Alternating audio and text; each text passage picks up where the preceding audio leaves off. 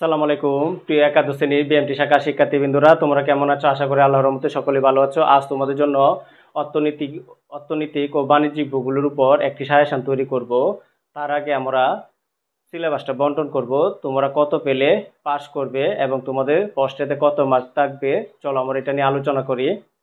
তোমরা এখানে দেখো, অর্থনীতি ও বাণিজ্যিক ভূগোলকে দুইটা ভাগে ভাগ করে থাকে। একটা হচ্ছে ক বিভাগ, ক বিভাগ হচ্ছে অর্থনীতির অংশ, আর খ বিভাগে হচ্ছে বাণিজ্যিক ভূগোল। তোমরা দেখো ক বিভাগের মধ্যে আবার দুইটা ভাগে ভাগ করবে। দেখো দুইটা ভাগের মধ্যে একটা ভাগে থাকবে রচনামূলক প্রশ্ন, মানে বড় প্রশ্ন। এখানে প্রশ্ন থাকবে 6টি, উত্তর দিতে হবে 3টি। তোমরা ভালো করে খেয়াল করো, প্রশ্ন থাকবে 6টি, উত্তর দিতে হবে 3টি। এক একটা প্রশ্নের মার্ক হচ্ছে 8 করে, 3 8 কত 24। তোমরা যেহেতু বড় প্রশ্ন থাকবে, তাহলে যদি প্রশ্নতে পয়েন্ট থাকে তাহলে অবশ্যই পয়েন্টগুলো একটু বেশি দিতে হবে। যেমন 10টার মতো পয়েন্ট দিবে, তাহলে 10টা 12টার মতো পয়েন্ট দিবে। ভিতরে কম লিখবে কিন্তু পয়েন্টগুলো একটু বেশি বেশি দিবে, তাহলে তোমরা ভালো একটা মার্ক পাবে। তারপর সংক্ষিপ্ত প্রশ্ন অথবা ছোট প্রশ্ন থাকবে 8টি, উত্তর দিতে হবে 4টি। তোমরা ভালো করে খেয়াল করো, সংক্ষিপ্ত প্রশ্নের মধ্যে প্রশ্ন থাকবে 8টি, উত্তর দিতে হবে 4টি। এক একটা প্রশ্নের মার্ক হচ্ছে 3 করে, 3 4 কত 12। প্রশ্ন হচ্ছে নাম্বার থাকবে 3 করে, 3 4 কত 12। তাহলে তোমাদের ক বিভাগে দেখো, এই যে ক বিভাগের মধ্যে টোটাল নাম্বার হবে 24 আর 12 34। টোটাল মার্ক হবে 34।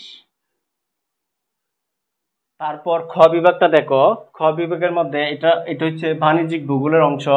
এখানে রচনামূলক প্রশ্ন থাকবে এবং সংক্ষিপ্ত প্রশ্ন থাকবে। রচনামূলক প্রশ্ন থাকবে 4টি, 2টি উত্তর দিতে হবে। এক একটা প্রশ্নের মার্ক হচ্ছে 8 করে, তাহলে 8 দোকানে কত 16। এক একটা প্রশ্নের মার্ক হচ্ছে নাম্বার হচ্ছে 8 করে, 8 দোকানে 16, তাহলে তোমার একটু বেশি লিখতে হবে। তারপর সংক্ষিপ্ত প্রশ্ন থাকবে 4টি, উত্তর দিতে হবে 2টি।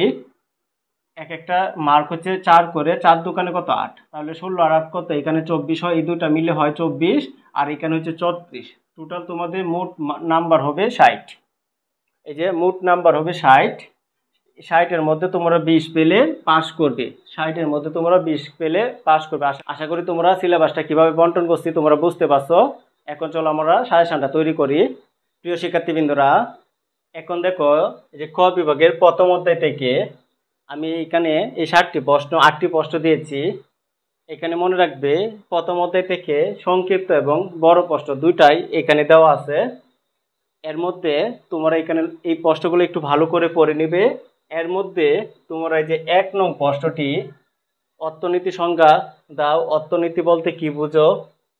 তারপরে এই প্রশ্নটা ভালো করে পড়ে নিবে। তারপরে এই যে অর্থনীতির পাঠের প্রয়োজনীয়তা বা গুরুত্ব আলোচনা করো, এই প্রশ্নটি খুব ইম্পর্টেন্ট। এই দুইটা প্রশ্ন ভালো করে পড়ে নিবে। তারপর তোমরা এই যে বেষ্টিক ও সামষ্টিক অর্থনীতি সংজ্ঞা দাও, এদের মধ্যে পার্থক্য আলোচনা করো, এই প্রশ্নটা খুবই ইম্পর্টেন্ট, এটাও ভালো করে পড়বে। পরে তোমরা এখানে দেখো, বাংলাদেশের অর্থনীতির বৈশিষ্ট্যসমূহ আলোচনা করো, এটাও ভালো করে পড়ে নিবে। এখানে যে প্রশ্নগুলো আছে এই প্রশ্নগুলো ভালো করে পড়বে। তার মধ্যে যেগুলো আমি তোমাদের যে লাল কালিতে দাগ দিয়েছি, এগুলো একেবারে ভালো করে পড়তে হবে তোমাদের। আশা করি তোমরা প্রথম অধ্যায়ে যে প্রশ্নগুলো দিচ্ছে এটা বুঝতে পারছো। প্রিয় শিক্ষার্থীবৃন্দরা, এখন আমরা দ্বিতীয় অধ্যায় এবং তৃতীয় অধ্যায়ে প্রশ্নগুলা আলোচনা করব। এখানে দেখো, দ্বিতীয় অধ্যায় থেকে অভাব বলতে কি বোঝায়, অভাবের সংজ্ঞা দাও। এখানে দেখো, অভাব বলতে কি বোঝায় অথবা অভাবের সংজ্ঞা দাও। তারপর অভাবের বৈশিষ্ট্যগুলো আলোচনা করো, এই প্রশ্নটা খুবই ইম্পর্টেন্ট, তোমরা এটা ভালো করে পড়ে নিবে। এখানে সবগুলো প্রশ্নই পড়বে, কিন্তু আমি যেগুলো মার্ক করে দিচ্ছি এগুলো একটু বেশি বেশি পড়বে। তারপর অর্থনৈতিক সম্পদ কাকে বলে, সম্পদের বৈশিষ্ট্যগুলো আলোচনা করো, এই প্রশ্নটা খুবই ইম্পর্টেন্ট। তারপরে যে এখানে দেখো, উপযোগ কাকে বলে, মোট উপযোগ ও প্রান্তিক উপযোগের মধ্যে পার্থক্য আলোচনা করো, এটাও ভালো করে পড়বে। তারপরে ক্রমহ্রাসমান প্রান্তিক উপযোগ বিধিটি ব্যাখ্যা করো, এটাও খুবই ইম্পর্টেন্ট। পূর্ণ প্রতিযোগিতামূলক বাজার বলতে কি বুঝো, পূর্ণ প্রতিযোগিতামূলক বাজারের বৈশিষ্ট্যগুলো আলোচনা করো, এটা পড়ে নিবে। একচেটিয়া বাজার কাকে বলে, একচেটিয়া বাজারের সত্যগুলো বা বৈশিষ্ট্যগুলো আলোচনা করো। তারপর একচেটিয়া বাজার ও পূর্ণ প্রতিযোগিতামূলক বাজারের মধ্যে পার্থক্য লিখো। তারপর মূলধন কাকে বলে, অভাব পূরণের মৌলিক বিষয়গুলো আলোচনা করো। তারপরে এখানে দেখো তৃতীয় অধ্যায়টা দেখো, তৃতীয় অধ্যায় থেকে আমরা এখানে দিছি চাহিদা বলতে কি বোঝায়, চাহিদার বিধিটি আলোচনা করো, খুবই খুবই খুবই ইম্পর্টেন্ট। তারপর চাহিদা সূচি কাকে বলে?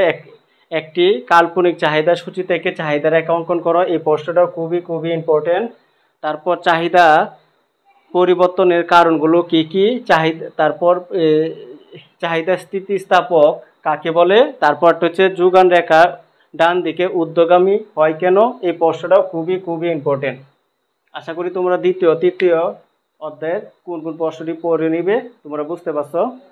প্রিয় শিক্ষার্থীবৃন্দরা, এখন আমরা চতুর্থ পঞ্চম ও ষষ্ঠ অধ্যায়ের ইম্পর্টেন্ট প্রশ্নগুলো আলোচনা করব। দেখো এখানে চতুর্থ অধ্যায়ের মধ্যে যে ক বিভাগের প্রথম প্রশ্ন হচ্ছে জাতীয় আয়ের সংজ্ঞা দাও। জাতীয় আয় বলতে কি বুঝো? তারপর জাতীয় আয়ের পরিমাপের পদ্ধতিগুলো আলোচনা করো। এই প্রশ্নটা অনেক ইম্পর্টেন্ট, ভালো করে পড়ে নিবে। মোট দেশজ উৎপাদন জিডিপি বলতে কি বুঝো? এটা পড়বে ভালো করে। জাতীয় আয় পরিমাপের অসুবিধা বা সমস্যা সমাধানের সমাধানসমূহ আলোচনা করো। এটা ভালো করে পড়বে। জাতীয় আয় পরিমাপের গুরুত্ব আলোচনা করো। তারপর যে খাজনা কাকে বলে? তারপর যে রিকার্ডোর খাজনা তত্ত্বের ত্রুটি সহ লেখো, খুবই ইম্পর্টেন্ট একটা প্রশ্ন।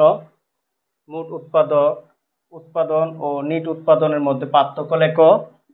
তারপর অনপর্যাপ্ত আয় বলতে কি বোঝায়? মোট মুনাফা ও নিট মুনাফার মধ্যে পার্থক্য। এই প্রশ্নগুলা চতুর্থ প্রশ্নগুলা ভালো করে পড়ে নিবে। তারপর পঞ্চম অধ্যায় দেখো, পঞ্চম অধ্যায় থেকে অর্থের সংজ্ঞা দাও। অর্থের কার্যাবলী আলোচনা করো। মুদ্রা কি? মুদ্রার কার্যাবলী আলোচনা করো। অর্থ আর মুদ্রা একই প্রশ্ন, তোমরা এটা নিয়ে বিভ্রান্তি যেন সৃষ্টি না হয়। এই প্রশ্নের যে কথা, এই প্রশ্নের একই কথা। তোমাদের অর্থ বলতে পারে, মুদ্রা দিয়ে আসতে পারে। মুদ্রাফীতি কাকে বলে? মুদ্রাফীতি কাকে? বাংলাদেশে মুদ্রাফীতির কারণগুলো লেখো, খুবই ইম্পর্টেন্ট একটা প্রশ্ন। মুদ্রা সংকোচন বলতে কি বুঝো? তারপর ষষ্ঠ অধ্যায় দেখো, ষষ্ঠ অধ্যায় থেকে তোমরা এই তিনটা প্রশ্ন করবে। মূল্য সংযোজন কর কি? তারপর বাংলাদেশ সরকারের ব্যয়ের প্রধান খাতগুলো বর্ণনা করো। তারপর করের সংজ্ঞা দাও। তোমরা এর সাথে আরেকটা প্রশ্ন পড়ে নিতে পারো, কর ও ফ্রির মধ্যে পার্থক্য আলোচনা করো। এটা পড়ে নিতে পারো। আশা করি তোমরা ক বিভাগটা অর্থনীতির অংশটা বুঝতে পারছো। প্রিয় শিক্ষার্থীবৃন্দরা, এখন আমরা খ বিভাগের বাণিজ্য ভূগোল থেকে সাজেশন দিব। এখানে দেখো খ বিভাগ বাণিজ্য ভূগোল, বাণিজ্যিক ভূগোল প্রথম অধ্যায় থেকে আমরা এই প্রশ্নগুলা আমাদের ভালো করে পড়ে নিতে হবে।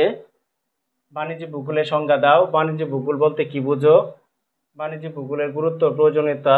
এখানে তোমরা দেখো এখানে এই চারটা প্রশ্ন খুবই ইম্পর্টেন্ট। এখান থেকে ভালো করে পড়লে এখান থেকে একটা প্রশ্ন কমন পাবে ইনশাআল্লাহ, নিশ্চিত। আর দ্বিতীয় অধ্যায় দেখো বাণিজ্যিক ভূগোল পরিবেশ। বাণিজ্যিক ভূগোল পরিবেশ কাকে বলে? এর উপাদানগুলো আলোচনা করো, খুবই ইম্পর্টেন্ট একটা প্রশ্ন। মানুষের অর্থনৈতিক কর্মকাণ্ডের উপর ভিত্তি করে ভৌগোলিক পরিবেশের প্রভাব বর্ণনা করে। এই প্রশ্নটা ইম্পর্টেন্ট। জলবায়ু বলতে কি বুঝো? জলবায়ু নিয়ন্ত্রণকারী উপাদানসমূহ বর্ণনা করো। মৌসুমী জলবায়ু কাকে বলে? এর বৈশিষ্ট্যগুলো আলোচনা করো। তারপর পরিবেশ বলতে কি বুঝো? আবহাওয়ার সংজ্ঞা দাও। প্রাকৃতিক পরিবেশের উপাদানগুলো আলোচনা করো, খুবই ইম্পর্টেন্ট একটা প্রশ্ন। এই প্রশ্নগুলো তোমরা ভালো করে পড়ে নিবে। তারপর তৃতীয় অধ্যায় থেকে এখানে দেখো খনিজ সম্পদ কাকে বলে? পৃথিবীর প্রধান খনিজ তেল উৎপাদনকারী দেশের বর্ণনা দাও। এই প্রশ্নগুলো ভালো করে পড়ে নিবে। আশা করি তোমরা প্রথম দ্বিতীয় তৃতীয় অধ্যায়ের প্রশ্নগুলো বুঝতে পারছো। প্রিয় শিক্ষার্থীবৃন্দরা, এখন আমরা চতুর্থ ষষ্ঠ অধ্যায়ের প্রশ্নগুলো আলোচনা করব।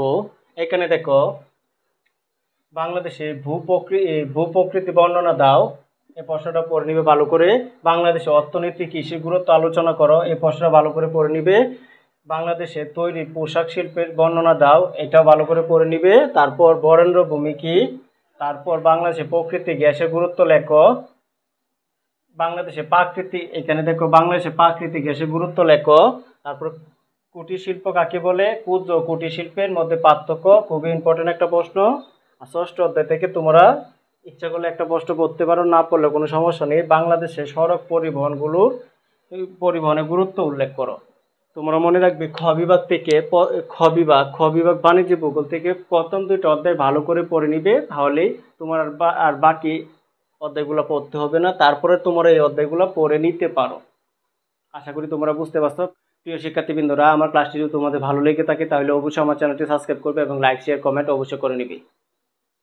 সকলের কাছে অবশ্যই আমার ভিডিওটি শেয়ার করবে যেন সকলে উপকৃত হতে পারে। আসসালামু আলাইকুম।